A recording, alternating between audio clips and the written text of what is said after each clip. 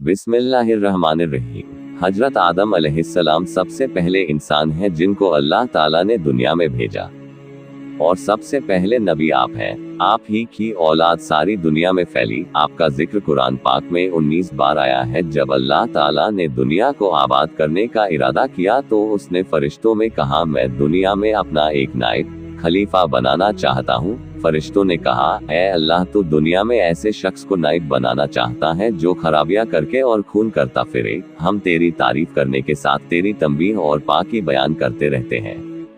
अल्लाह ताला ने फरमाया, मैं वह बातें जानता हूँ जो तुम नहीं जानते। अल्लाह ताला ने हजरत आदम अलैहिस्सलाम को सब चीजों के नाम सिखा दिए, फिर उनको फरिश्तों के सामने किया और फरमाया, अगर तुम सच्चे हो तो मुझे इनके नाम बताओ। उन्होंने कहा कि तू पाक है, जितना इल्म तूने हमको बख्शा है इसके सिवा हमको कुछ नहीं मालूम। फिर अल्लाह ताला ने फरिश्तों को हुक्म दिया कि तुम आदम अलैहिस्सलाम को सजा करो, तो वह सब सजदे में गिर पड़े, मगर शैतान ने सजा नहीं किया। इसका जिक्र पहले भी आया है। अल्लाह ताला ने हजरत आदम अलैहिस्सलाम से कहा कि तुम और तुम्हारी बीवी जन्नत में रहो और जहां से चाहो खाओ पियो, मगर एक खास दरख्त के मुतल्लिक हजरत आदम अलैहिस्सलाम को मना कर दिया कि उसके करीब भी न जाना, वरना तुम भी जालिमों में से हो जाओगे। इस तरह अल्लाह ताला ने हजरत आदम अलैहिस्सलाम का इम्तिहान लिया कि देखें ये हमारा कहना मानते हैं या भूल जाते हैं और शैतान के बहकाए में आ जाते हैं।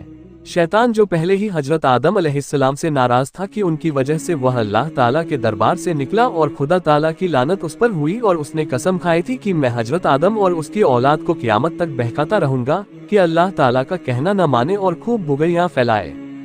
वह हजरत आदम और उनकी बीवी हजरत हव्वा अलैहिस्सलाम को बराबर बहकाती रहा कि उस दरख्त का फल तुम जरूर खाओ, उसके खाने से तुम फरिश्ता बन जाओगे, जन्नत में से कभी ना निकलोगे। आखिर एक दिन हजरत आदम अलैहिस्सलाम और उनकी बीवी हजरत हव्वा भूल से शैतान के बहकाए में आ गए और दरख्त का फल खा लिया। फल खाते ही दोनों नंगे हो गए और जन्नत का लिबास उनके बदन से गायब हो गया और वह जन्नत के पत्तों में अपने बदन को छुपाने लगे।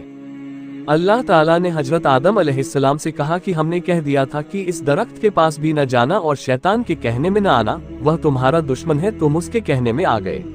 अब तुम और हव्वा जन्नत में चले जाओ और दुनिया में जाकर रहो।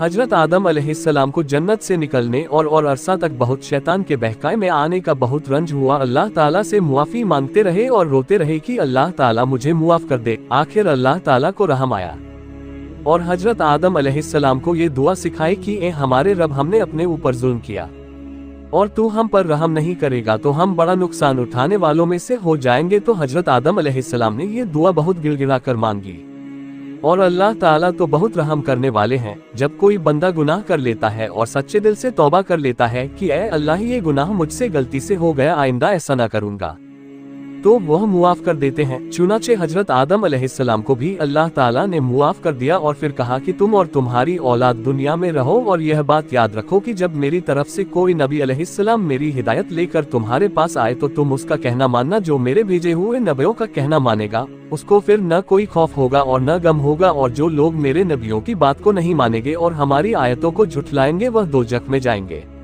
और हमेशा उसी में रहेंगे। इसके बाद हजरत आदम अलैहिस्सलाम और हजरत हव्वा अलैहिस्सलाम दुनिया में रहने महने लगे। खूब जी लगा कर अल्लाह की इबादत करते उनकी बहुत औलाद हुई और दुनिया में सब जगह आबाद होती रही। हजरत आदम अलैहिस्सलाम अपनी औलाद को यही बात बताते रहे कि तुम कभी शैतान के बहकाए में न आना, वह हमारा दुश्मन है और हमको बुरी बातें करने के लिए बहकाता रहता है।